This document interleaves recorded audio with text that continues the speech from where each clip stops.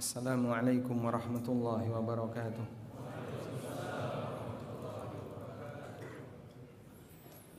Alhamdulillahi rabbil alamin, alladzi hadana lihadza wa ma kunna linahtadiya laula an hadana Allah. Laqad jaa rusul rabbina bil haqq wa nudu an tilkumul jannatu uristumuha bima kuntum ta'malun. Wa ashhadu an la ilaha illallah wahdahu la syarika lah wa ashhadu anna Muhammadan abduhu wa rasuluh. Salawatu rabbi wa salamu alaihi wa ala alihi wa ashabihi wa man sara ala nahjihi wastanna bisunnatihi ila yaumil qiyamah. Sebuah anugerah yang luar biasa ketika Allah berikan kita memiliki hidayah untuk bisa mengikuti ajaran tauhid. Kalimat syukur yang tadi kami baca itu adalah ucapan penduduk surga ketika mereka sudah berada di dalam surga. Alhamdulillahilladzi hadana lihadza.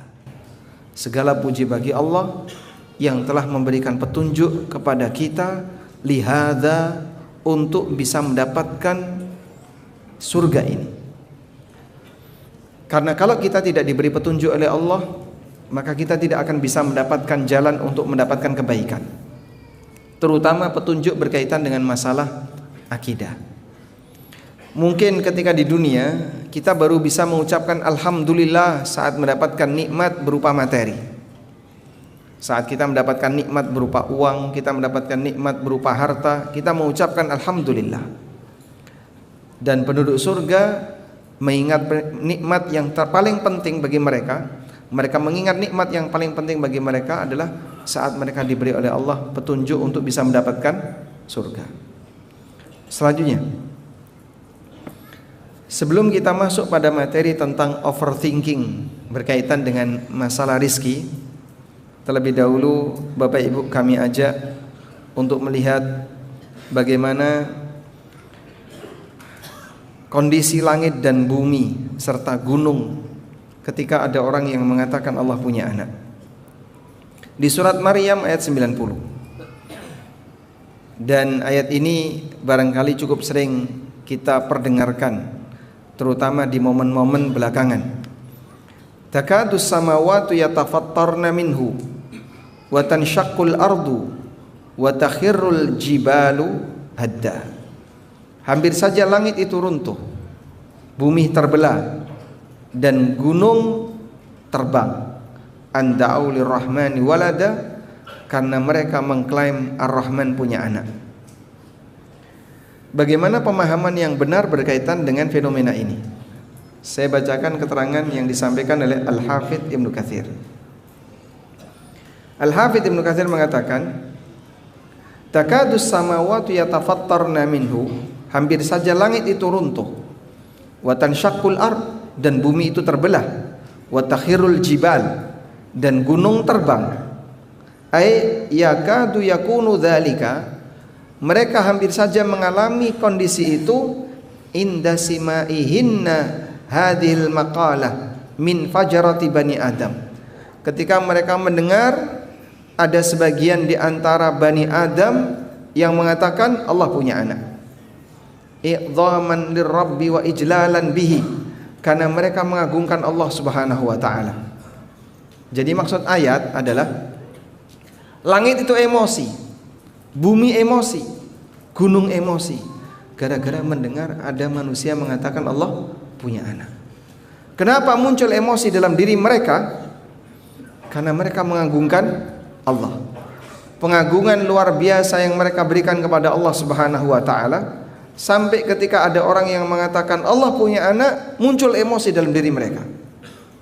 Emosinya mereka itu sampai saja langitnya mau runtuh, buminya mau pecah, gunungnya terbang, karena mendengar ucapan mereka. Jadi pemahaman yang benar mengenai tafsir ini, bukan Allah membinasakan langit, membinasakan bumi, atau membinasakan gunung, tapi ini adalah respon langit, bumi, dan gunung disebabkan karena mereka emosi mendengar ada orang yang mengatakan Allah punya anak. Dan sejarah kekufuran berkaitan dengan klaim Allah punya anak tidak hanya terjadi pada umat Nasrani. Dulu orang Yahudi mengatakan Uzair ibnullah. Orang musyrikin mengatakan para malaikat adalah anak perempuan Allah. Dan orang Nasrani mengatakan Isa ibnullah, Isa sebagai anak Allah. Kaum muslimin diselamatkan oleh Allah Subhanahu wa taala dengan keyakinan seperti ini. Walhamdulillah, karena dalam ajaran ketauhidan tidak ada manusia yang menjadi titisan Allah atau turunan Allah Subhanahu wa taala. Sebagai konsekuensi, dia adalah zat yang maha kuasa atas segala sesuatu, dan dia zat yang maha kekal, sehingga dia tidak butuh penerus untuk melanjutkan keberadaannya. Oleh karena itulah jamaah, sempurna bagi makhluk tidak berlaku sebagai bentuk kesempurnaan bagi Khalik. Punya anak itu bagi makhluk sempurna atau tidak?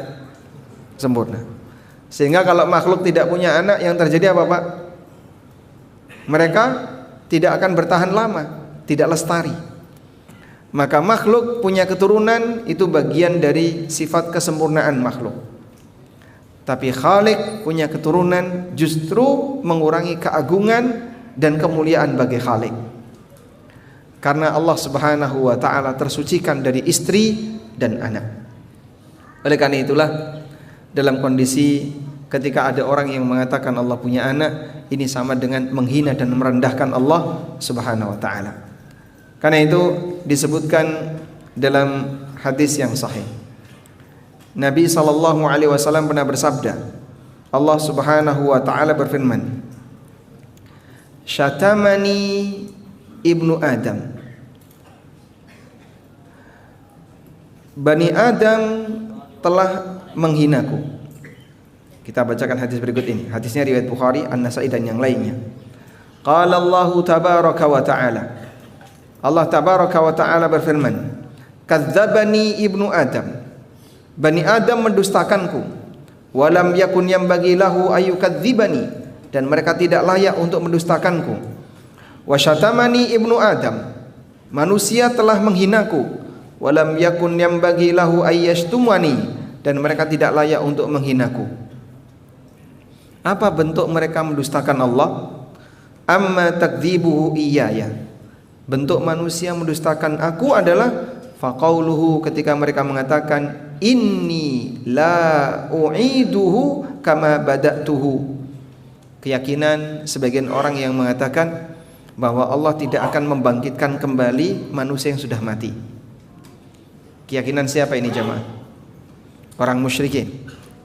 Orang musyrikin, mereka tidak meyakini ada kehidupan yang kedua pasca kematian. Ada kehidupan yang kedua pasca kematian. Mereka tidak mengakui itu. Bahkan mereka bersumpah atas nama Allah, wa aqsamu billahi jahda aymanihim la yab'atsullahu may yamut. Mereka bersumpah atas nama Allah dengan sumpah yang sesungguhnya, Allah tidak akan membangkitkan makhluk yang sudah mati.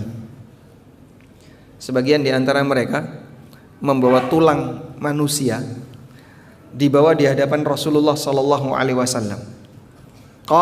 Lalu dia mengatakan, "May yuhyil 'idhama wa hiya ramim."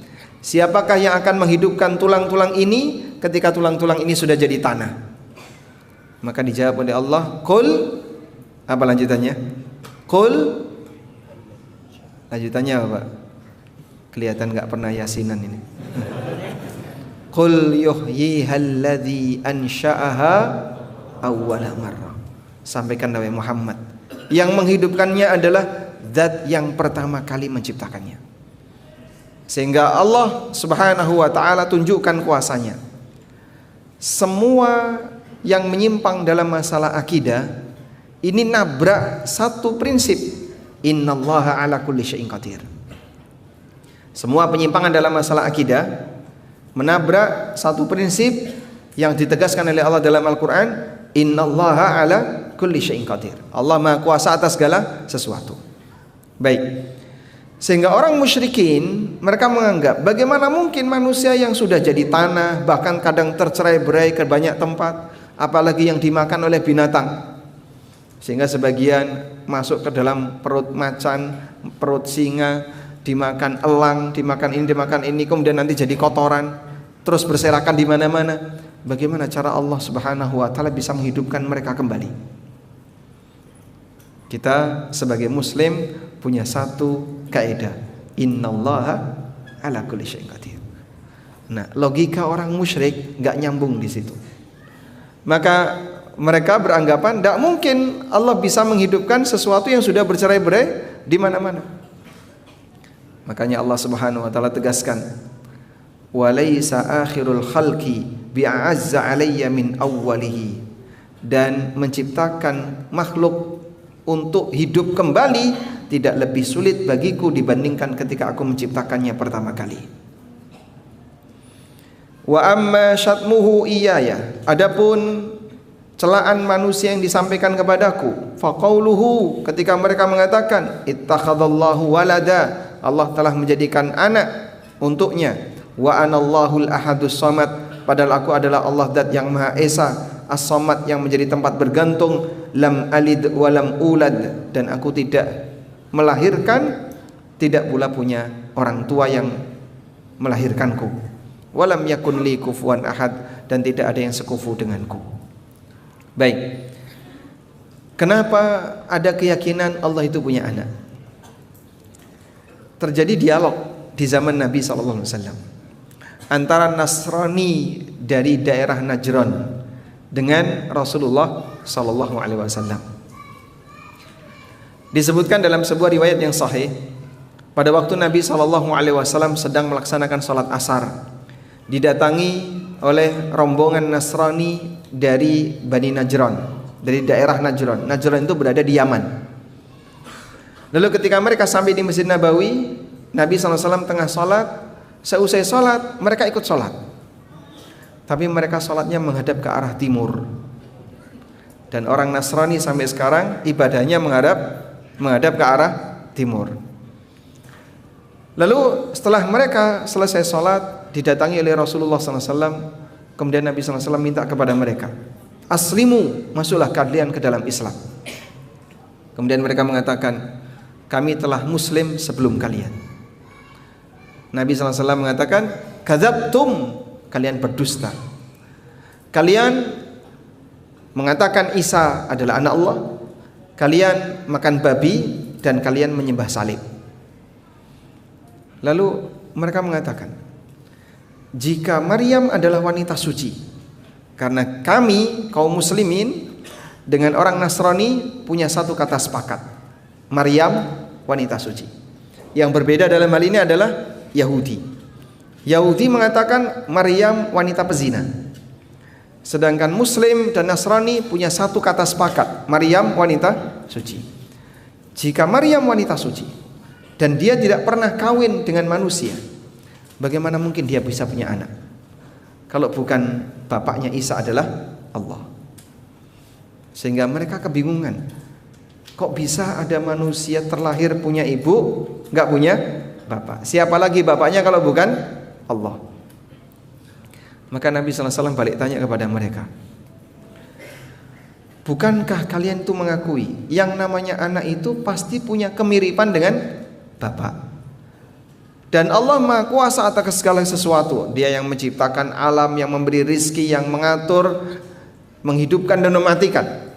Sebutkan satu kemiripan Isa dengan Allah. Maka mereka terdiam.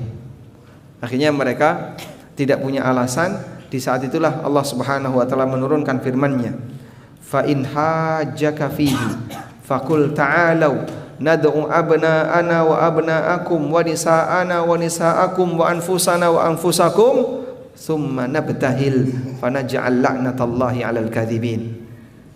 Kalau mereka masih membantahmu wahai Muhammad setelah mendapatkan penjelasan seperti ini, ajak mereka untuk mubahalah. Sehingga mubahalah ini termasuk salah satu di antara tantangan yang diberikan oleh Allah Subhanahu wa taala kepada siapa?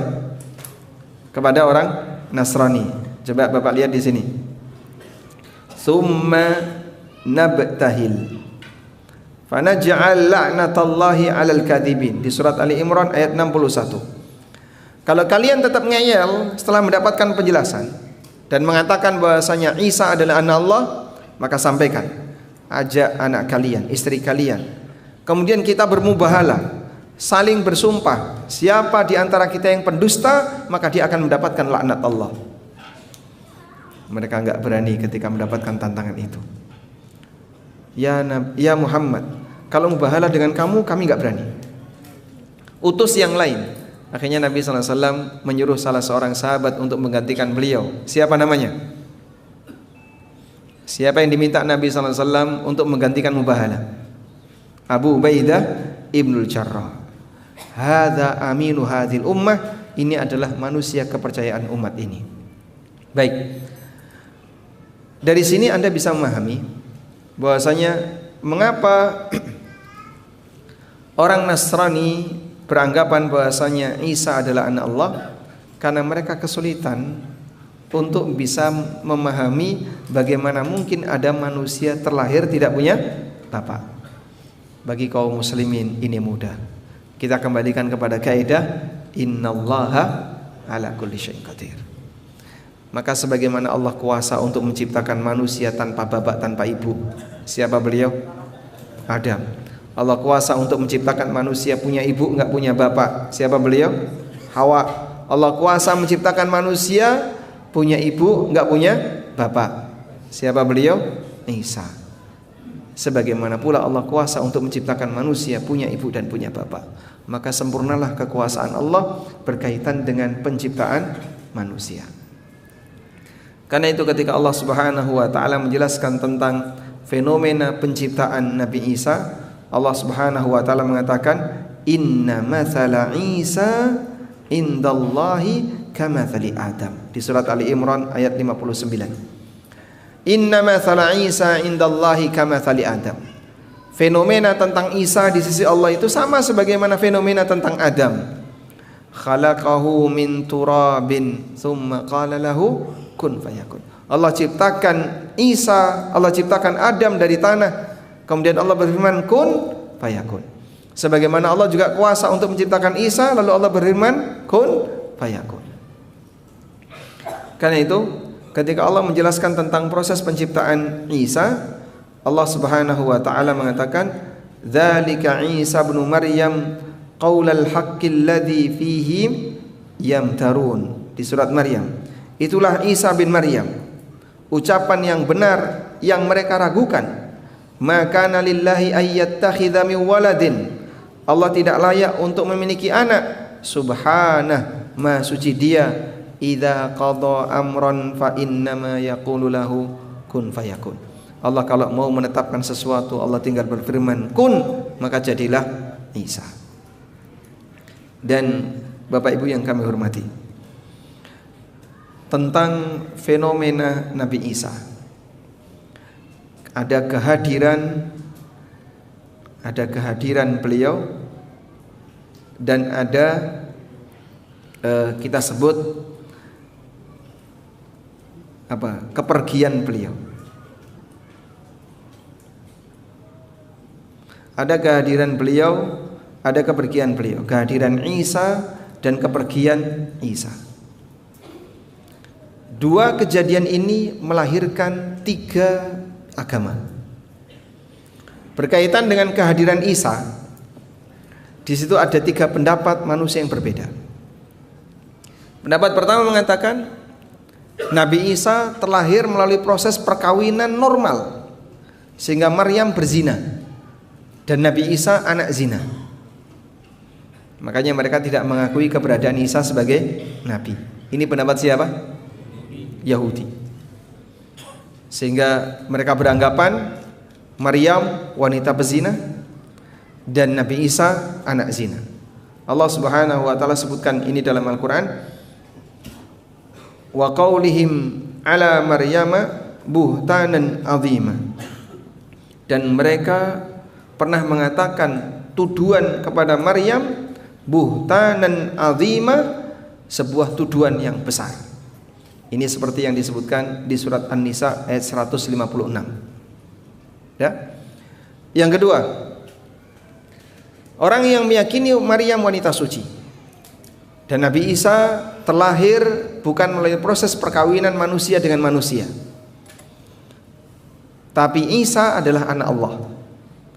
Sehingga Maryam adalah ibu, sedangkan Isa adalah anak Allah dan Allah Subhanahu wa taala sebagai bapaknya. Ini sebagaimana keyakinan Nasrani. Yang ketiga, kaum muslimin. Seperti tadi yang kita sampaikan, Allah Maha Kuasa untuk menciptakan manusia punya ibu, tidak punya bapak, sebagaimana Allah kuasa menciptakan manusia tidak punya bapak dan ibu. Kemudian yang kedua, berkaitan dengan kepergian Isa. Di sana juga ada 3 pendapat. Pendapat yang pertama mengatakan bahwasanya Nabi Isa terbunuh dengan cara disalib dalam keadaan su'ul khotimah, karena dia telah memberontak sehingga dia dibunuh sebagai pengkhianat. Ini keyakinan siapa? Yahudi. Sehingga menurut mereka benar untuk membunuh Nabi Isa, dan Nabi Isa terbunuh sebagai pemberontak, sebagai pengkhianat, sehingga statusnya mati su'ul khatimah. Yang kedua, Nabi Isa terbunuh dan disalib, namun statusnya husnul khatimah. Dan posisi beliau dibunuh dan disalib dalam rangka untuk menebus dosa semua umat manusia. Keyakinan siapa ini? Nasrani. Bahkan sampai ketika mereka ditanya,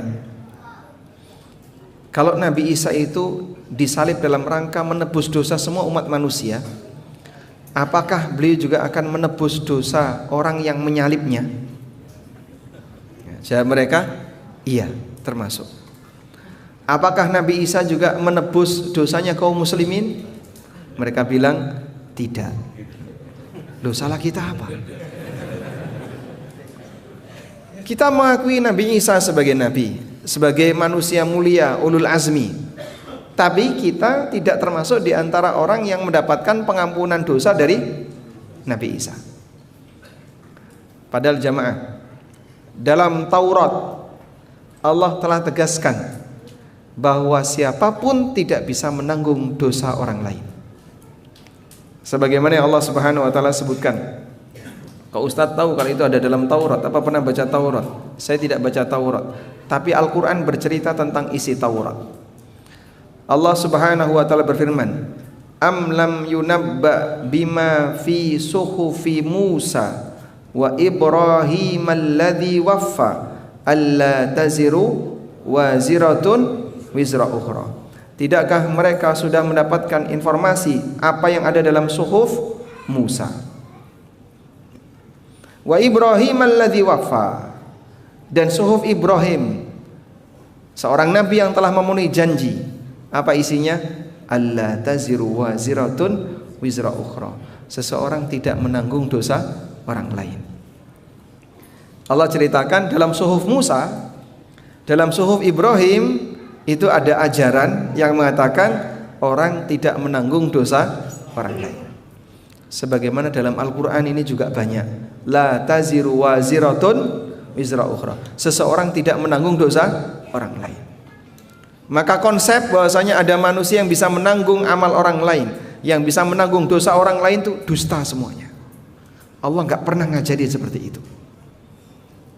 Maka mungkin bagi teman-teman yang barangkali pernah membaca Perjanjian Lama atau kitab Taurat, Anda bisa buktikan Al-Quran mengatakan dalam suhuf Musa, dalam suhuf Ibrahim ada pernyataan alla taziru waziratun wizra ukhra, seseorang tidak menanggung dosa orang lain. Al-Quran juga mengatakan demikian.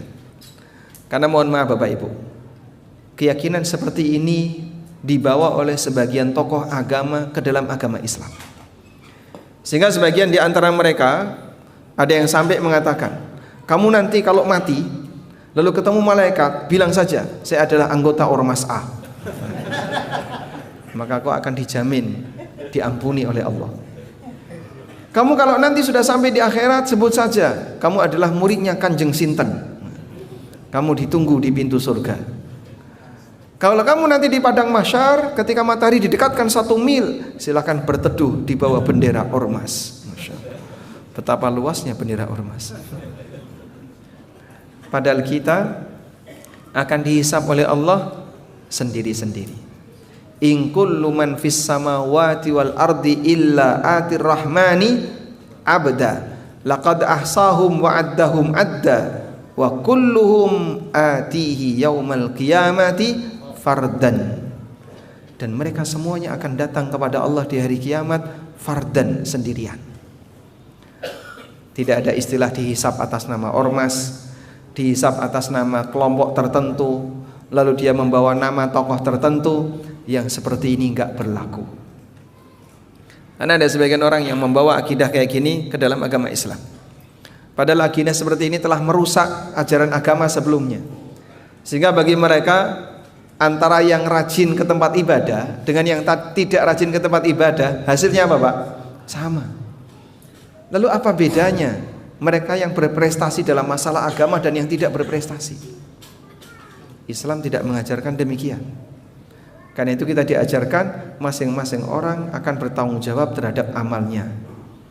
Allah Subhanahu wa taala berfirman, "Wa an laisa lil insani illa ma sa'a." Seseorang tidak mendapatkan apapun kecuali dari apa yang telah dia usahakan. Baik. Selanjutnya keyakinan yang ketiga berkaitan dengan kepergian Nabi Isa. Bahwa Nabi Isa masih hidup. Yahudi tidak pernah membunuh dan tidak pernah menyalib Nabi Isa. Penegasan itu ditegaskan oleh Allah Subhanahu wa taala dalam Al-Qur'an. Wa ma qataluhu wa ma salabuhu walakin syubbiha lahum. Mereka tidak pernah membunuh Isa dan tidak pernah menyalib Isa, walakin syubbiha lahum, tapi ada orang yang diselamat atau ada orang yang diserupakan dengan Nabi Isa, dan inilah yang jadi korban. Pertanyaannya, yang diserupakan dengan Nabi Isa sehingga dia jadi korban pembunuhan dan penyaliban orang Nasrani, ini orang baik atau orang jahat? Orang baik atau orang jahat? Orang jahat. Kenapa jahat? Yang diserupakan dengan Nabi Isa sehingga dia jadi korban pembunuhan dan penyaliban orang Yahudi, itu orang soleh atau orang dolim? Ya, dia orang soleh. Ketika Nabi Isa alaihissalam bersama Hawariyin, jumlah mereka antara 12 dan dalam riwayat yang lain disebutkan 13 orang. Sampai pada posisi ketika dikepung oleh orang-orang Yahudi yang ingin membunuh Nabi Isa, kemudian Nabi Isa bertanya kepada mereka, siapa di antara kalian yang mau untuk digantikan wajahnya dengan wajahku dan nanti dia akan mendampingiku di surga? Seorang pemuda angkat tangan. Kemudian Nabi Isa bertanya lagi, siapa di antara kalian yang mampu, yang mau untuk menggantikan wajahku dan nanti dia akan mendampingiku di surga? Ternyata pemuda yang sama angkat tangan sampai 3 kali. Akhirnya silahkan kamu. Akhirnya Allah Subhanahu wa taala mengubah wajah dia seperti wajah Isa. Lalu Nabi Isa diangkat oleh Allah Subhanahu wa taala. Lihat di ayat ini, wa qaulihim inna qatalnal masiha ibna Maryam. Mereka mengatakan, kami membunuh Al-Masih Isa bin Maryam, Rasulullah yang merupakan utusan Allah. Wa ma qataluhu wa ma salabuhu. Mereka tidak pernah membunuh Isa, tidak pernah menyalib Isa. Walakin syubbiha lahum. Tapi ada orang yang diserupakan dengan Isa dan itulah yang jadi korban. Di ayat lanjutannya 158 Allah mengatakan barrafa'ahu Allahu ilaihi. Namun Allah mengangkat Isa kepadanya. Diangkat di mana, Pak? Di langit yang kedua. Isa diangkat Allah ke langit kedua. Dari mana kita tahu ada di langit yang kedua? Sebagaimana diceritakan oleh Nabi Muhammad SAW dalam peristiwa beliau ketika Isra Mi'raj. Di langit yang pertama beliau ketemu Nabi Adam. Di langit yang kedua beliau ketemu Isa dan Nabi Yahya. Nah, yang diangkat oleh Allah itu adalah ruh dan jasad. Sehingga Nabi Isa dalam posisi masih hidup. Di usia 33 tahun beliau diangkat oleh Allah dan nanti akan turun ke muka bumi di akhir zaman, lalu beliau menjalani hidup selama 7 tahun. Setelah itu beliau wafat dan disolati oleh kaum muslimin sebagaimana disebutkan dalam hadis dari An-Nawas bin Sam'an ketika Nabi SAW menceritakan tentang tanda hari kiamat. Nabi Isa selama 7 tahun membunuh Dajjal, kemudian mematahkan salib, lalu mengejar orang-orang Yahudi dan orang-orang kafir, dan mereka semuanya mati ketika mencium aroma nafas Nabi Isa. Padahal nafas beliau bisa dicium sejauh pandangan matanya. Maka ketika itu semua orang kafir mati dan tinggallah Nabi Isa bersama kaum muslimin. Lalu Allah Subhanahu wa taala keluarkan Ya'juj dan Ma'juj, lalu Nabi Isa diungsikan bersama kaum muslimin di sebuah tempat karena mereka tidak sanggup untuk berhadapan dengan Ya'juj Ma'juj. Berarti beliau wafat di usia berapa? 40 tahun. Beliau wafat di usia genap 40 tahun. Baik. Lalu beliau dimakamkan di bumi. Keyakinan seperti inilah yang diajarkan oleh syariat kita. Sehingga hal seperti ini wajib diketahui oleh kaum muslimin. Allah banyak menyebutkan dalam Al-Quran, karena ternyata ada sebagian umat Islam yang nggak ngerti. Sebagian di antara mereka mengatakan, mana mungkin ada orang yang masih hidup sampai sekarang, berarti usianya ribuan tahun. Beliau diangkat oleh Allah di usia 33 tahun. Lalu beliau nanti diturunkan oleh Allah di usia berapa? 2000 sekian puluh tahun. Jarak antara Nabi Isa dengan Nabi Muhammad 600-an tahun. Sedangkan Nabi Muhammad SAW sampai zaman kita 1400-an tahun. Oh berarti kan 2000 tahun Pak. Ditambah sampai akhir zaman yang kita nggak tahu. Berarti usia beliau lebih dari 2000-an tahun. Nggak kayak gitu ngitungnya. Sepanjang beliau berada di langit, beliau tidak diukur umur bumi, maka usia beliau adalah usia ketika tinggal di bumi. Beliau turun di usia 33 tahun, lalu menjalani hidup selama 7 tahun, baru di usia 40 tahun beliau diwafatkan oleh Allah Subhanahu wa taala. Baik, seperti ini yang seharusnya kita yakini. Ada di salah satu masjid, panitia kajian minta ke saya, tolong jelaskan, betul nggak Nabi Isa itu sudah mati? Karena salah satu di antara DKM masjid ini meyakini bahwasanya Nabi Isa sudah mati. Al-Quran menegaskan Nabi Isa belum mati. Sehingga kalau kita berkeyakinan Nabi Isa sudah mati, berarti sama dengan keyakinan Yahudi dan Nasrani. Dan yang benar Nabi Isa belum mati, diangkat oleh Allah Subhanahu wa taala ruh dan jasadnya. Baik. Walhamdulillahirabbil alamin. Semoga akidah seperti ini bisa kita pahami dengan baik agar kita tidak sejalan dengan akidah menyimpang yang dimiliki oleh non-muslim. Berikutnya jamaah, kita beralih kepada tema tentang overthinking. Jauh sekali sekarang. Saya mau menyampaikan kepada Bapak Ibu satu hadis ya, berkaitan dengan bagaimana keterbatasan yang dialami oleh para sahabat dan bagaimana sebagian sahabat itu sampai menghindari kemewahan dunia karena takut amalnya hilang disebabkan karena menikmati dunia. Coba Anda lihat hadis berikut ini. Ini hadis diriwayatkan oleh Bukhari. Kelihatan di atas, Pak? Oh, enggak kelihatan. Berarti dari tadi saya nulis enggak? Oh, lihat online. Bahwasanya Abdurrahman bin Auf radhiyallahu anhu pernah satu ketika beliau sedang puasa. Utiya bi ta'amin wa kana sha'iman. Dihidangkan makanan dan ketika itu beliau berpuasa, bersiap untuk berbuka. Faqala, dalam posisi ketika makanan itu sudah dihidangkan di hadapannya, qala Abdurrahman bin Auf mengatakan, qutila Mus'ab bin Umair wa huwa khairum minni. Mus'ab bin Umair terbunuh dan beliau lebih baik daripada aku. Kuffina fi burdatin, Saat beliau diberi kafan dengan sehelai kain, in ghuttiya ra'suhu, ketika kepalanya ditutupi, badat rijlah, kakinya kelihatan. Wa in ghuttiya rijlahu, dan ketika kakinya ditutupi, bada ra'suhu, kepalanya kelihatan.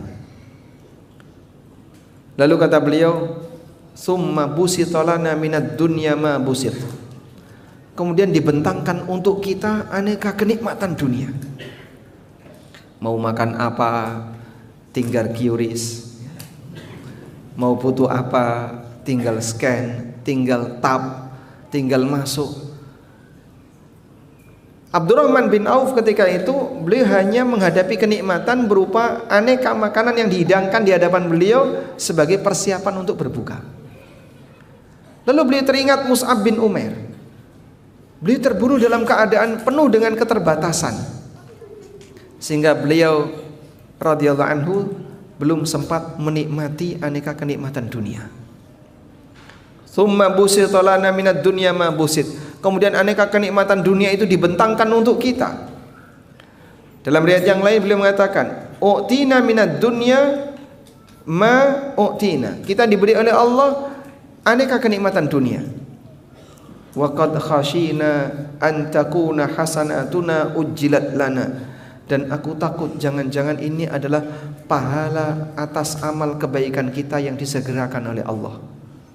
Tsumma ja'ala yabki hatta tarakat ta'am. Lalu Abdurrahman bin Auf nangis, kemudian beliau tinggalkan makanan. Jadi sampai takut, ini kan nanti kalau saya konsumsi, kalau saya nikmati aneka kenikmatan seperti ini, saya takut ini bisa mengurangi amal soleh saya. Jadi sahabat Pak, terkadang mereka sengaja meninggalkan kenikmatan makanan, kenikmatan kemewahan dunia, bukan karena urusan kesehatan. Itu mungkin kalau kita, kok nggak makan ini Pak? Wah saya takut kolesterol, takut darahnya, gula darahnya naik, takut asam urat, takut ini. Orang meninggalkan aneka kenikmatan makanan di zaman kita, pertimbangannya karena kesehatan. Sahabat meninggalkan aneka kenikmatan makanan, pertimbangannya takut pahalanya hilang. Sehingga kepikir nggak Pak, saat Bapak di warung Padang, lalu dihidang, Masya Allah, ada kepala kakap, terus kepala tuna, kemudian makanan ini, masih ditawari, butuh apa Pak? Karena Anda merasa bayarnya gampang, belum lagi es durian, Masya Allah.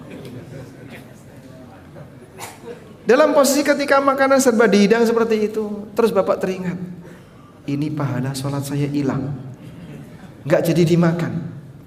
Kebayang nggak seperti itu? Itulah yang dialami oleh sahabat. Hal yang sama juga pernah terjadi pada Umar bin Khattab radhiyallahu anhu.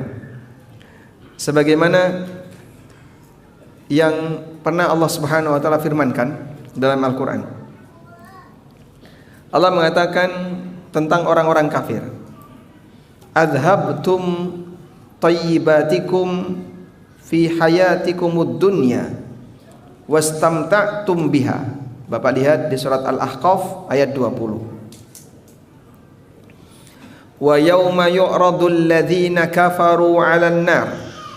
Pada hari ditampakkan neraka kepada orang-orang kafir. Lalu Allah katakan kepada mereka, adhabtum tayyibatikum fi hayatikumud dunya. Kalian telah memborong aneka kenikmatan kalian dalam kehidupan dunia kalian. Wastamta'tum biha, dan kalian telah menikmati semuanya.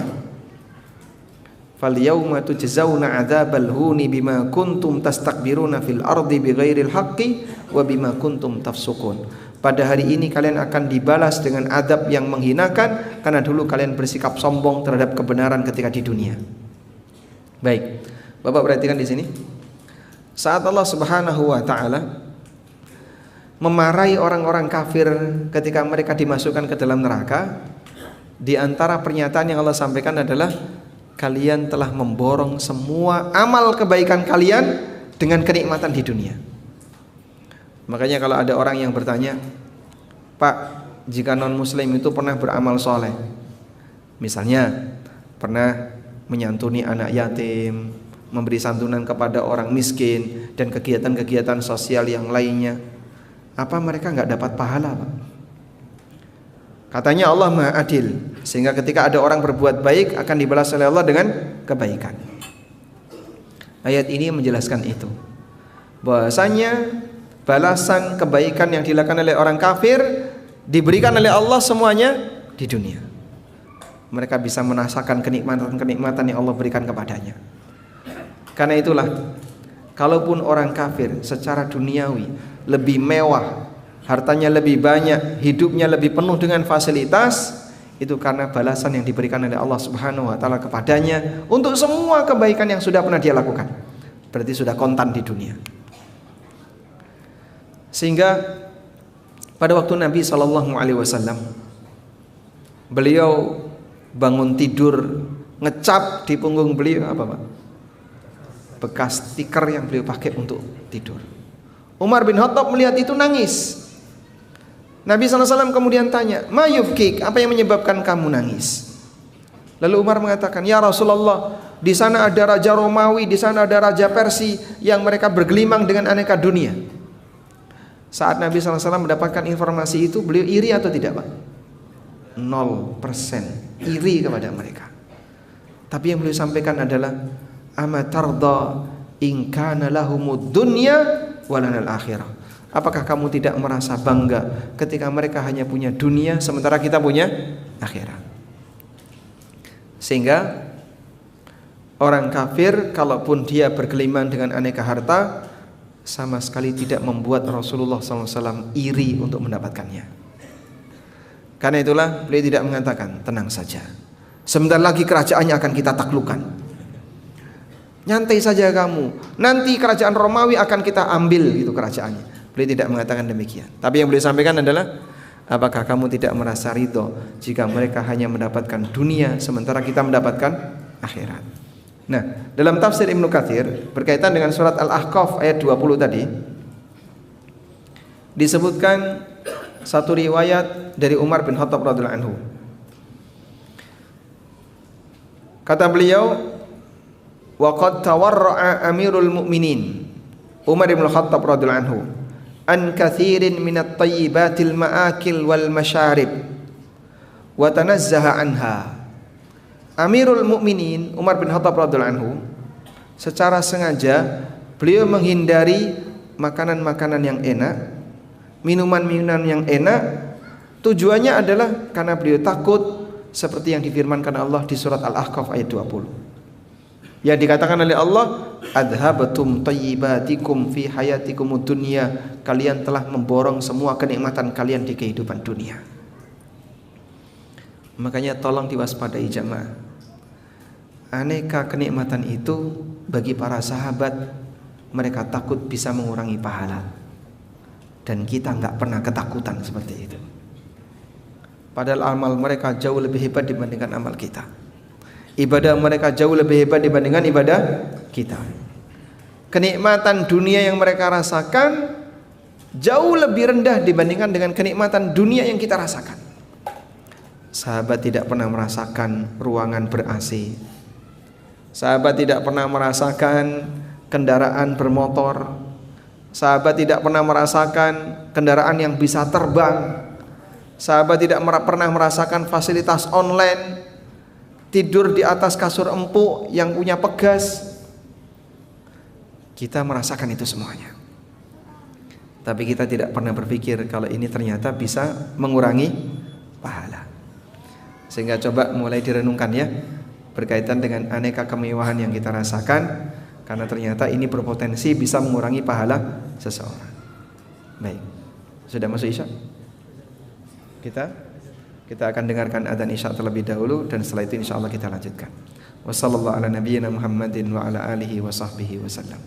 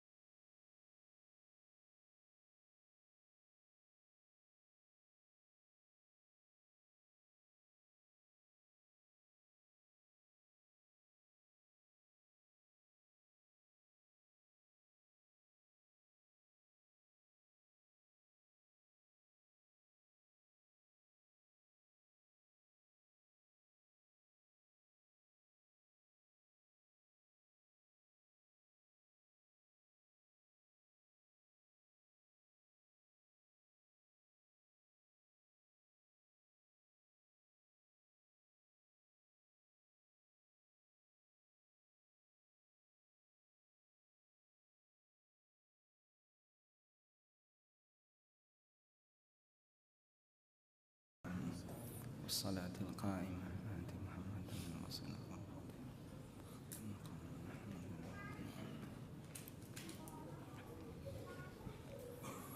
Alhamdulillah wassalatu wassalamu ala Rasulillah wa ala alihi wa sahbihi wa mawalah wa ashhadu an la ilaha illallah wahdahu la syarikalah wa ashhadu anna Muhammadan abduhu wa rasuluh. Saya ajak Anda untuk membandingkan dua anak berikut ini. Kalau Bapak punya dua anak, anak pertama hidupnya irit. Ketika sekolah dapat beasiswa, jarang jajan, jarang jalan-jalan, jarang shopping, jarang touring. Dan dia berprestasi, banyak membuat bangga nama orang tua. Dan ketika dia dewasa, dia mendapatkan pekerjaan yang bagus sehingga bisa banyak memberikan sumbangan bagi keluarga. Ini anak pertama. Anak yang kedua boros, sekolahnya tidak ada yang beasiswa, suka jajan, dan dia tidak berprestasi. Dan ketika dia sudah dewasa, dia tidak banyak memberikan kontribusi bagi keluarga. Baik, kira-kira sebagai orang tua Anda lebih senang anak yang mana? Satu atau dua? Yang pertama. Anda akan lebih bangga dengan anak yang pertama. Kenapa? Hemat biaya hidup, tapi jasanya banyak. Sahabat itu seperti orang pertama ini. Biaya hidupnya sahabat itu sangat terbatas, tapi jasanya besar bagi agama. Dan kita seperti anak kedua, biaya hidupnya besar, jasanya tidak ada. Bukan seperti itu, Pak? Baik. Oleh karena itu, kalaupun Anda sudah banyak menikmati aneka kenikmatan hidup, coba diseimbangkan dengan apa jasa yang bisa saya berikan kepada yang lain. Karena kalau kita menjadi seperti tadi ya, biaya hidupnya besar, tapi ternyata jasa dan peran barang bagi umat itu tidak ada, itu seperti manusia boros, tapi kontribusinya tidak ada. Akan lebih hebat ketika ada orang yang manusia ini hemat, tapi kontribusinya besar bagi agama. Baik, selanjutnya silakan Anda buka firman Allah di surat Al-Furqan ayat 67. Allah menceritakan tentang karakter ibadur rahman. Sifat-sifat ibadur rahman yang disebutkan oleh Allah di surat Al-Furqan bagian akhir cukup banyak. Di antaranya adalah walladzina 67. Al-Furqan 67. Di antara sifat ibadur rahman yang Allah sebutkan, walladzina idza anfaqu lam yusrifu wa lam yaqturu wa kana baina dzalika qawama. Di antara sifat ibadur rahman itu orang yang ketika dia mengeluarkan harta lam yusrifu, tidak terlalu berlebihan, tidak israf, wa lam yaqturu, dan tidak pelit, wa kana baina dzalika qawama, tapi di antara itu. Sehingga dia tidak berada di batas atas, tidak berada di batas bawah, tapi di pertengahan. Itulah sifat ibadur rahman. Salah satu di antara pelanggaran dalam penggunaan harta adalah masalah israf. Sekarang bagaimana contoh bentuk israf itu? Saya bacakan sebuah keterangan yang pernah disampaikan oleh Umar bin Khattab radhiyallahu anhu. Al-Baghawi dalam tafsirnya, beliau pernah mengutip keterangan dari Umar bin Khattab. Qala Umar bin Khattab, kata Umar bin Khattab, kafa sarafan, cukuplah seseorang itu dianggap boros, alla yashtahiyar rajulu syai'an illa ishtarahu fa'akalah. Setiap kali ada orang yang pengen makanan tertentu, langsung dikejar, dibeli, kemudian dimakan. Masya Allah, ini kayaknya Jakarta banget. Sehingga model hobi kulineran, yang dari BSD datang ke Jakarta, yang Jakarta datang ke BSD, akhirnya macet di tengah. Mereka berjuang hanya untuk bisa makan, butuh waktu bermacet-macetan selama 2 jam, 3 jam, Sampai di lokasi warung nanti antri panjang mengular gitu Pak. Begitu dapat antrian, dia harus cari meja dulu, nyari meja antri lagi, terus pesan makanan ngantri lagi. Subhanallah, apa yang diperjuangkan? Hanya sebuah makanan, satu piring makanan, dia perjuangkan seperti itu sampai antri-antri panjang. Ini yang dulu dikatakan oleh Umar bin Khattab radhiyallahu anhu, kafa sarafan alla yastahi ar-rajulu syai'an illa ishtarahu fa'akala. Cukuplah orang itu disebut boros, setiap kali pengen makanan tertentu langsung dikejar. Sehingga terkadang kan orang berpikir seperti ini, itu sehidup sekali aja Pak, seumur hidup apa? Seumur hidup sekali, sekali aja lah enggak apa-apa. Apakah harus semua yang kau inginkan terpenuhi? Apakah semua yang kau inginkan harus dipenuhi? Ya, kalau kita berpikir ini hidup di dunia, tidak harus demikian. Mungkin sesekali kita perlu melawan keinginan pribadi kita. Kau pengen apa? Saya pengen durian. Jangan, nanti saja di akhirat. Masya Allah. Kok lama Pak?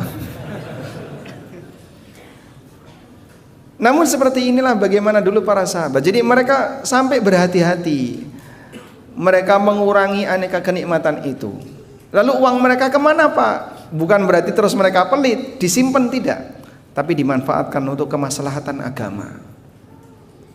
Maka dalam kegiatan yang sifatnya layanan pribadi mereka hemat, tapi kalau sudah memberikan layanan bagi umat, mereka berusaha untuk maksimal. Sehingga di bagian inilah yang terkadang kita perlu membuat prioritas ke arah mana dana ini harus kita salurkan. Jamaah yang dimuliakan Allah, sikap seperti yang dilakukan oleh Umar bin Khattab ini disebut dengan sikap warok. Apa itu warok? Tarku ma yakhafu dararuhu fil akhirah. Meninggalkan sesuatu yang ditakutkan berbahaya di akhirat. Sehingga sampai mereka meninggalkan pantangan, mereka pantangan dengan makanan tertentu karena takut apa tadi? Membahayakan di akhirat. Bisa mengurangi pahalanya, bisa mengurangi ketaatannya, yang mungkin seperti ini jarang dipikirkan oleh masyarakat. Makanya seperti yang pernah disampaikan oleh Anas bin Malik, kewaspadaan para sahabat berkaitan dengan nasib di akhirat lebih kuat dibandingkan kewaspadaan manusia generasi setelahnya. Anas pernah mengatakan, kana ashabun Nabi sallallahu alaihi wasallam yarawna syai'an indakum adaqqa minasy-sya'ri. Dulu para sahabat Nabi sallallahu alaihi wasallam mereka melihat sebuah perbuatan dosa yang menurut kalian itu lebih lembut daripada rambut. Wa huwa indahum minal mubiqat. Padahal bagi para sahabat itu masuk dalam kategori dosa besar.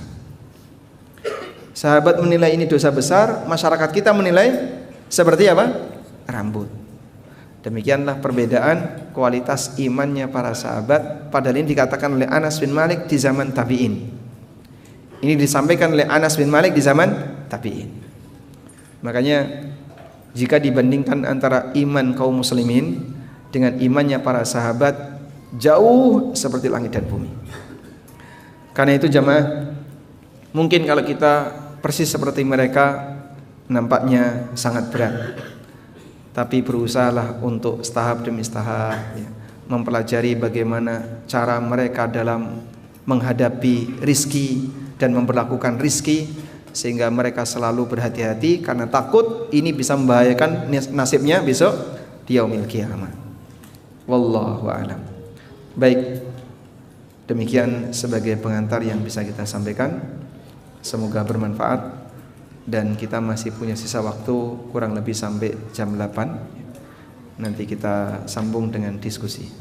Wassallallahu ala nabiyyina Muhammadin wa ala alihi wa sahbihi wasallam.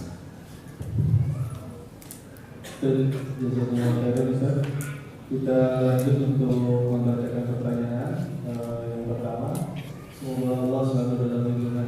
Semoga Allah selalu dalam lindungan. Semoga Ustaz selalu dalam lindungan Allah. Amin. Walakum bimithlin. Izin bertanya Ustaz, jika suami sudah bekerja tetapi karena biaya pengeluaran lebih banyak, akhirnya istri membantu perekonomian keluarga dengan membuat kue-kue. Pertanyaan saya Ustaz, rezeki keluarga itu apakah sama ketika suami saja yang bekerja atau lebih jika istri yang ikut membantu? Karena saya sering mendengar tugas istri membantu dengan berdiam di rumah, berdoa, beribadah yang lebih agar rezeki suami yang baik. Karena rezeki itu sudah Allah tetapkan, mau seberapa pun kerja, jika rezeki kita sudah sekian, ya sekian saja. Jadi menurut Ustaz, apakah saya harus berdiam di rumah mengurus anak atau membantu suami Ustaz? Karena jika saya membuat kue, anak jadi kurang terpantau sehingga sering ditelepon saya harus membuat kue yang Ustaz. Syukur, jazakumullah. Barakallahu fiik. Hasan Al-Basri rahimahullah, karena beliau bukan orang Mekah, sehingga datang ke Mekah ketika beliau berhaji. Pada satu perjalanan beliau ketika tiba di kota Mekah untuk berhaji, beliau ketemu dengan seorang penjual kain. Begitu penjual kain ini menawarkan barang dagangannya kepada Hasan Al-Basri, dia memuji dengan cara terlalu berlebihan, sampai membuat Hasan Al-Basri merasa risih. Oh, tuan beruntung ketemu dengan saya. Ini adalah barang saya yang top markotop, yes mari yes. Dengan aneka pujian-pujian yang lain. Sampai akhirnya Hasan Al-Basri meninggalkan tempat itu. 2 tahun berikutnya beliau ketemu ketika berangkat haji, ketemu dengan penjual kain yang sama. Dan kali ini cara penjual kain ini dalam menawarkan barang jauh lebih santun dibandingkan 2 tahun yang lalu. Silahkan tuan, kalau tertarik boleh dibeli, kalau enggak apa-apa, ini barang saya. Akhirnya Hasan Al-Basri merasa keheranan. Beliau ingin tahu apa sebabnya terjadi perubahan pada orang ini. Apakah karena sudah dengerin radio Roja? Atau sudah ikut grup WA Al-Ukhuwah? Atau bagaimana? Akhirnya beliau tanya, loh kan kamu orang yang 2 tahun yang lalu ketemu saya. Iya, apa yang membuat kamu berubah seperti ini? Akhirnya dia cerita, jadi begini, 2 tahun yang lalu saya itu punya istri yang cerewetnya luar biasa. Kalau saya pulang dengan membawa harta yang banyak dianggap sedikit. Kalau saya pulang bawa harta yang sedikit, bisa berantem dalam rumah. Dan itu membuat suaminya jadi tertekan. Sehingga dia ketika kerja itu terlalu memaksakan diri, pokoknya harus dapat. Lalu Allah Subhanahu wa taala mewafatkan istri saya ini. Alhamdulillah. Nah gimana? Salah doa. Innalillahi wa inna ilaihi raji'un. Kemudian Allah gantikan dengan istri kedua yang jauh lebih qanaah. Nah, istri saya yang kedua ini, setiap kali saya mau keluar rumah untuk kerja, kerah baju saya itu dipegang, Pak. Kemudian beliau memberikan pesan kepada saya, ya fulan ittaqillah, la tut'imna illa thayyibah. Wahai suamiku, bertakwalah kamu kepada Allah, jangan kau beri makan kami kecuali dari hasil yang halal. Fa in ji'ta biqalilin kasarna. Kalau bapak pulang dengan membawa duit sedikit, saya anggap itu banyak. Wa in ji'ta bila malin annaka. Dan kalau anda pulang tanpa membawa harta, nanti saya bantu. Masya Allah. Nasihat seperti ini membuat lerem batin suaminya. Pernah nggak Pak dinasihati? Nggak pernah. Sudah berapa tahun nikah Pak? 35 tahun. Belum ganti istri.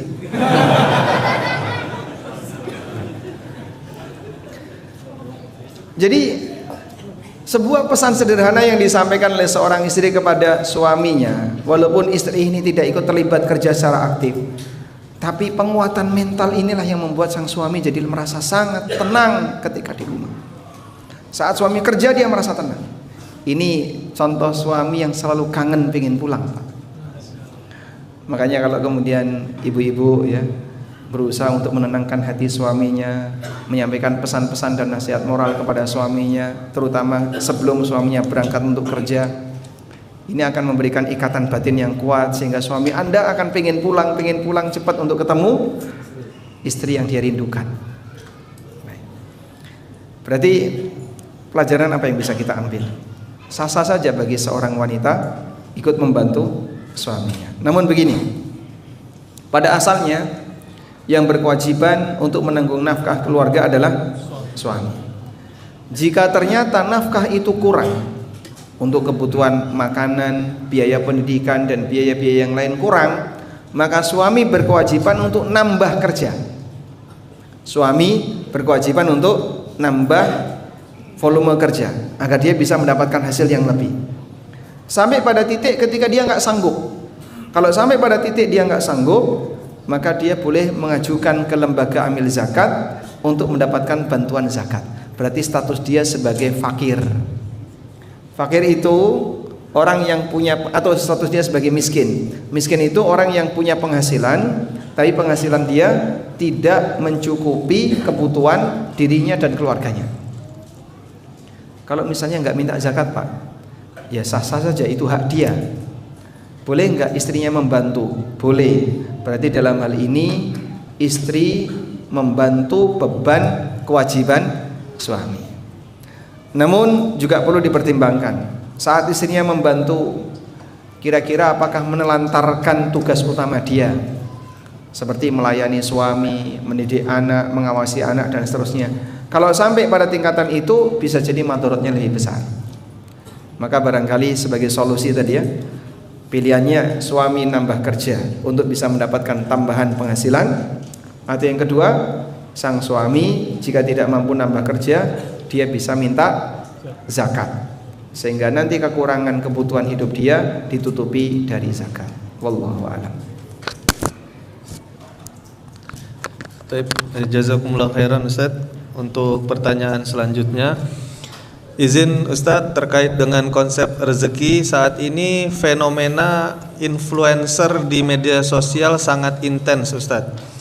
Terlebih sangat mempengaruhi pola pikir para pemuda Islam terkait dengan konsep rezeki, seperti ingin kaya cepat, kemudian dengan cara singkat dan lain-lain. Bagaimana Ustadz dalam menyikapi hal ini? Jazakumullah khairan Ustadz. Fenomena orang yang ingin kaya lebih cepat atau ingin cepat sukses sebelum waktunya, ini sudah pernah disinggung oleh Rasulullah sallallahu alaihi wasallam. Dalam hadis beliau berkaitan dengan masalah konsep rizki dalam Islam, Nabi SAW pernah mengatakan, innahu lan tamuta nafsun hatta tastawfiya rizqaha. Tidak ada satupun jiwa yang mati sampai dia menghabiskan jatah rizkinya. Wa in abta'a anha, walaupun bisa jadi rizki itu datangnya agak telat, sehingga sudah di usia 70 tahun baru rizkinya banyak. Padahal dulu ketika dia masih muda hidupnya melarat. Contohnya apa? Ada banyak petani, Pak. Dia kerjanya sebagai buruh tani. Sampai di usia 65 tahun sawahnya kena tol. Langsung kejugurukan gunung kembang. Dia mendapatkan banyak uang. Tapi sudah di usia 65 tahun. Terus gimana? Allah Subhanahu wa taala tidak akan mengurangi jatah rezeki hamba. Allah akan berikan semuanya, walaupun bisa jadi datangnya agak telat. Karena itu Nabi SAW menyarankan, fala tastabtiu anha, maka janganlah kamu memiliki penyakit istibta. Apa itu penyakit istibta? Ingin cepat sukses sebelum waktunya. Ingin cepat sukses sebelum waktunya. Dan fenomena ini belakangan sangat marak, sehingga kita lihat ada orang yang belum waktunya punya rumah nekat KPR, ada orang yang belum waktunya punya kendaraan mewah nekat leasing, dan aneka pelanggaran yang lain. Saya baru tahu fenomena orang makan ngutang itu di Jakarta. Pak, kalau di kampung Pak, di Jogja atau di Klaten, di Boyolali, orang tidak punya utang beras itu sudah sampai pada titik nol. belum panen beras habis, maka dia datang ke toko utang beras. Baru terjadi seperti itu, Pak. Tapi orangnya sudah nggak punya apa-apa, duit nggak punya, lauk nggak punya, sehingga dia karena belum panen hanya bisa utang beras. Dan Masya Allah di Jakarta nggak kayak gitu, kendaraannya mewah, kalau makan ngutang kartu kredit. Itu adalah apa? Kartu kredit. Ini kan sama seperti yang di kampung tadi, yang utang beras tadi. Karena terlalu berlebihan, sehingga dia ingin ngejar ini.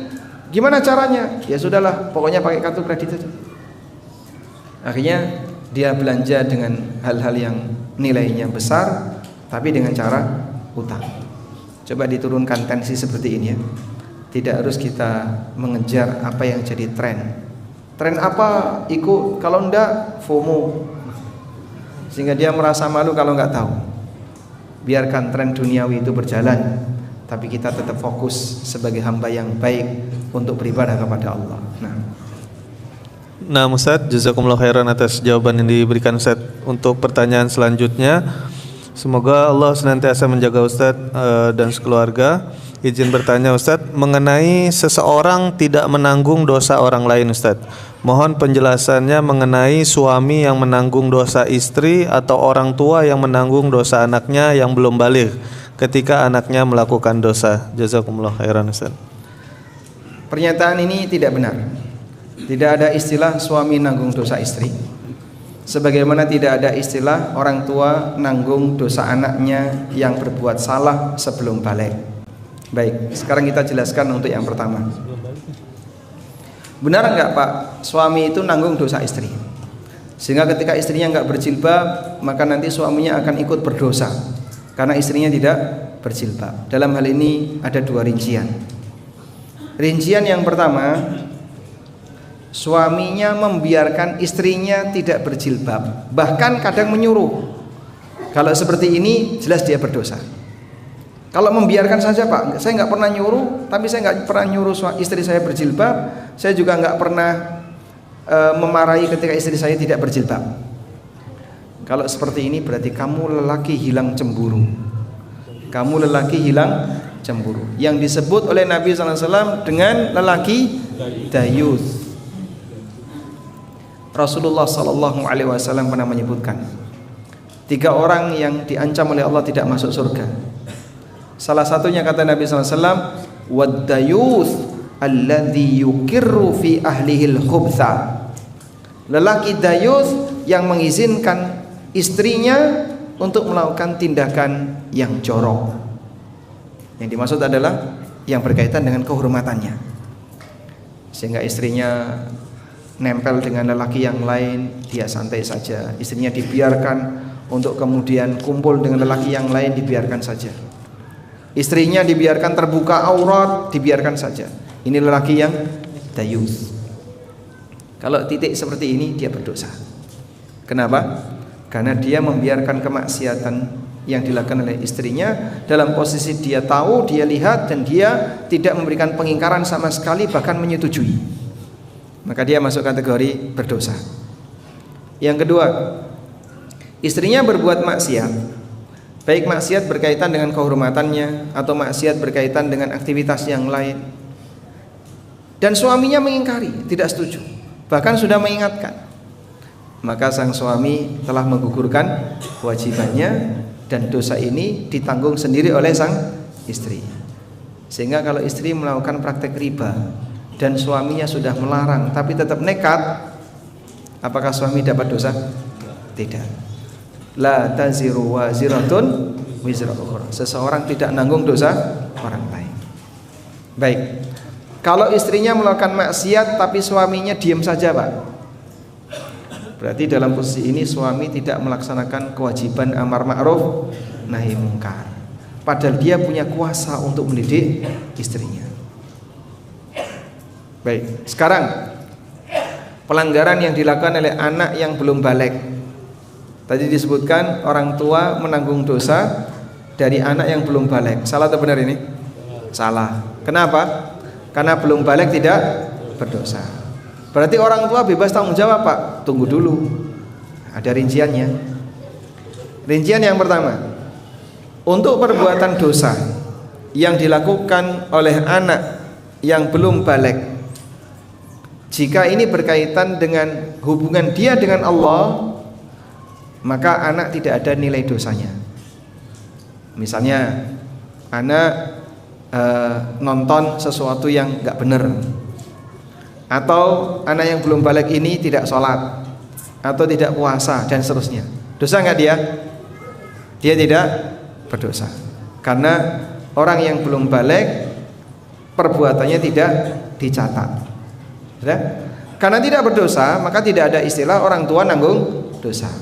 Yang kedua, jika anak di usia 7 tahun ke atas dan dia tidak sholat, tapi orang tuanya membiarkan, sama sekali tidak memberikan tekanan, maka orang tuanya berdosa, karena melanggar sabda Nabi SAW, muru auladakum bis salati wa huwa ibnu sab'in. Perintahkan anakmu untuk sholat di usia 7 tahun. Ini anak sudah usia 7 tahun, masuk waktu subuh dibiarkan tidur sampai bangun jam 8. Sedikit pun orang tua tidak memberikan tekanan, tidak ngasih perintah, tidak apapun. Dan dia berpikir, kan belum baligh Pak Ustadz. Iya, memang dia belum baligh. Saat dia belum baligh dan dia nggak sholat, dia nggak dosa. Tapi kenapa kau nggak perintah dia untuk sholat? Ketika kau tidak perintahkan dia untuk sholat, maka kau melanggar perintah Nabi SAW yang beliau menyuruh orang tua untuk memerintahkan anaknya sholat. Demikian pula ketika anaknya di usia berapa? 10 tahun. Perintah orang tua apa? Perintah Nabi SAW untuk orang tua, wadribuhum wa huwa ibnu ashrin. Pukul mereka ketika di usia 10 tahun, sehingga tekanannya dibuat lebih. Maka seperti inilah bagaimana syariat mengatur. Kemudian di sana ada kesalahan yang dilakukan oleh anak sebelum baligh berkaitan dengan hak orang lain. Saya ulangi ya. Kesalahan yang dilakukan oleh anak sebelum baligh berkaitan dengan hak orang lain, maka orang tua tetap bertanggung jawab kepada orang yang dizalimi. Misalnya ada anak usia 9 tahun mecahkan kaca tetangga, ganti rugi nggak?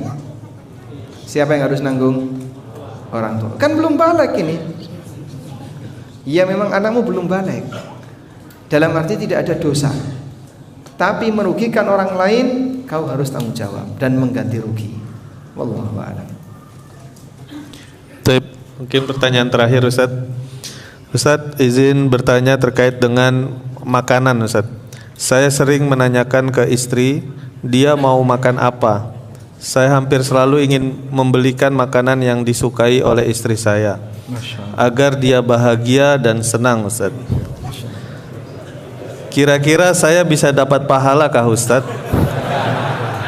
Atau hal ini malah tidak baik untuk pengajaran terhadap keluarga? Selebih tadi Ustadz mengatakan terkait dengan nikmat yang di dunia tadi Ustadz. Jazakumullah khairan Ustadz. Masya Allah, barakallahu fikum. Istri Anda anak yatim enggak? Tayyib. Bagaimana ketika masing-masing pasangan berusaha untuk membahagiakan pasangannya? Suami berusaha membahagiakan istri, istri berusaha membahagiakan suami. Ini bagian dari akhlak mulia yang Allah ajarkan dalam Al-Quran. Berkaitan dengan suami, Allah Subhanahu wa taala berfirman, "Wa'ashiruhunna bil ma'ruf." Pergaulilah istrimu dengan cara yang ma'ruf.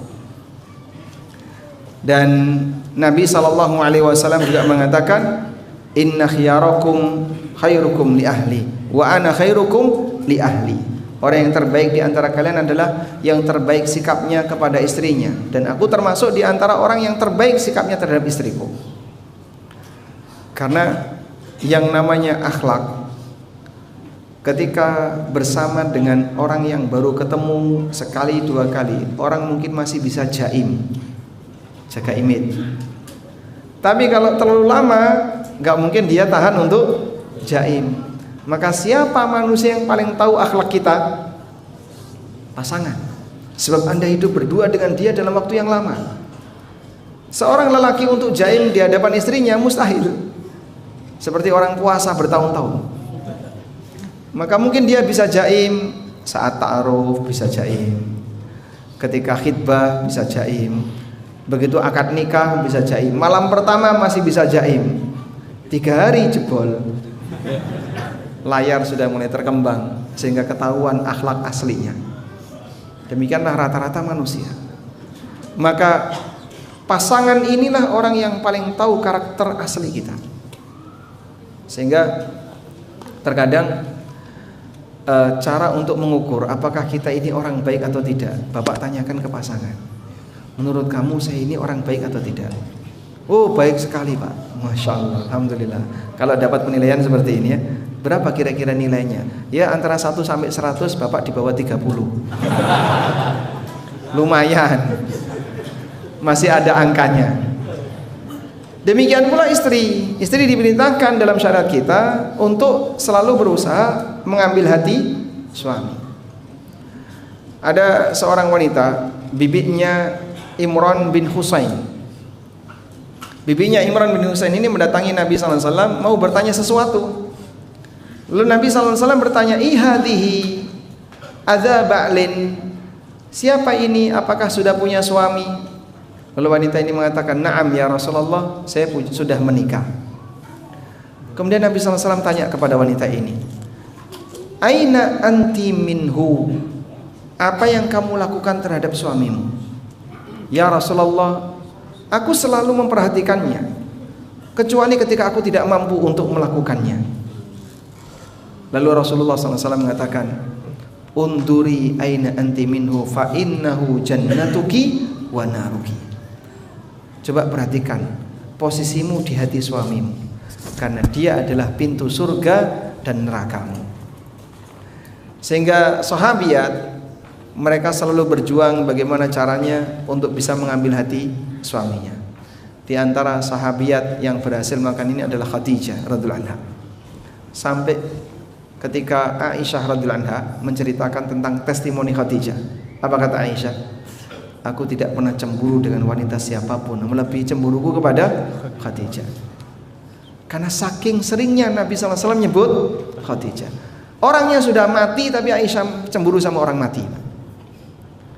Karena Khadijah telah berhasil mengambil hati Nabi SAW, padahal beliau lebih senior dibandingkan Rasulullah SAW. Sehingga Bapak Ibu sekalian ya, fisik ini pasti akan mengalami penurunan. Daya tarik Anda dari sisi fisik tidak bisa tahan lama. Akan ada satu masa di mana Anda tidak akan lagi memiliki daya tarik. Maka kalau hanya mengandalkan daya tarik berdasarkan fisik, yang laki-laki mulai loyo dan lemah, yang perempuan sudah mulai keriput dan gendut. Selanjutnya gimana? Alihkan daya tariknya bukan di fisik, tapi daya tarik yang punya masa yang panjang. Itulah akhlak. Sehingga kalau Anda belajar untuk jadi istri yang berakhlak, jadi suami yang berakhlak, berusaha untuk menghiasi rumah tangga dengan akhlak yang mulia, itu akan lebih dikenang dibandingkan kenangan fisik. Cantik akan hilang, gagah akan musnah, tapi akhlak akan bertahan. Nah, seperti ini butuh latihan ya. Sehingga jangan sampai makin tua makin menakutkan. Ada sebagian orang, bapak itu makin tua makin sensitif. Sehingga kesinggung apa dikit langsung marah. Singgung apa dikit langsung marah. Sampai yang stres itu anaknya, Pak. Ada juga ibu-ibu yang seperti itu. Makin tua makin baperan. Dikit-dikit baper, dikit-dikit baper. Sehingga anaknya di sini dilaporkan di anaknya di sana. Anaknya di sana lapor ke anaknya yang lain. Akhirnya dia sering jadi pengadu domba antar anak. Ada nggak Pak fenomena orang tua kayak gitu? Ada. Ini perlu diwaspadai. Akhirnya dia semakin senior, justru tidak semakin indah budi pekertinya, tapi mengarah seperti anak-anak. Pengen dimanja, pengen dimengerti. Maunya bapak itu apa? Ya kamu harus ngerti sendiri. Akhirnya bingung anaknya. Ini salah, ini salah, ini salah. Maunya ibu itu apa? Anak kok nggak pengertian. Subhanallah. Tua tapi tidak temuwa Pak ya. Yang betul gimana? Kalau sudah tua seharusnya dia belajar untuk lebih dewasa. Nah, kalau bisa seperti ini jamaah, jika suami memperjuangkan bagaimana bisa membahagiakan istri dan sebaliknya, istri berjuang bagaimana bisa membahagiakan suami, insya Allah inilah yang lebih dikenal. Sekarang bentuk membahagiakan itu apakah harus berupa makanan? Itu hanya salah satu ya. Tapi mungkin Anda juga perlu berlatih untuk menghindari kemewahan. Sehingga ada satu posisi di mana bentuk kebahagiaan dialihkan bukan dalam bentuk makanan, tapi yang lain. Baik. Bapak pulang dari safar, membawa aneka oleh-oleh, ditaruh di meja makan, lalu istrinya diundang. Sudah? Karena terlalu banyak, pasti nanti akan Anda kasihkan ke tetangga. Baik. Apa yang akan Anda lakukan ke istri? Silahkan milih mana yang disukai. Istrinya dipersilakan, monggo, mana yang disukai silahkan dipilih. Dipilih ya, kue A, kue B, biskuit ini, kue ini, dipilih, ditaruh di piring. Baik. Selanjutnya, apa yang dipilih dan disukai oleh istri Anda, kasihkan ke tetangga. Setuju nggak, Pak? Hah? Bener nggak teori ini, Pak? Karena Al-Quran mengajarkan itu. Allah Ta'ala berfirman, wa yut'imuna at-ta'ama ala hubbihi miskinan wa yatiman wa asira. Di antara sifat penduduk surga adalah dia memberikan makanan yang dia cintai, yang dia sukai kepada orang miskin. Sehingga standar ketika kita mau memberikan sesuatu kepada orang lain, apa yang kita sukai yang kita berikan. Makanya kalau bapak bawa makanan, minta istrinya untuk milih mana yang disenangi, monggo silahkan diambil A, B, C, D. Sudah, kumpulkan di satu piring, antarkan ke tetangga.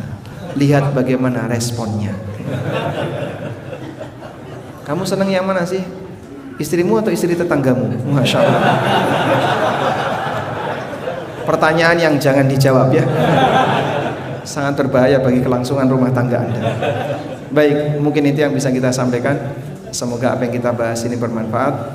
Allahumma anfa'na bima 'allamtana wa 'allimna ma yanfa'una warzuqna ilma. Wa sallallahu ala nabiyyina Muhammadin wa ala alihi wa sahbihi wa sallam wa akhiru da'wana alhamdulillahi rabbil alamin. Wassalamu alaikum warahmatullahi wabarakatuh.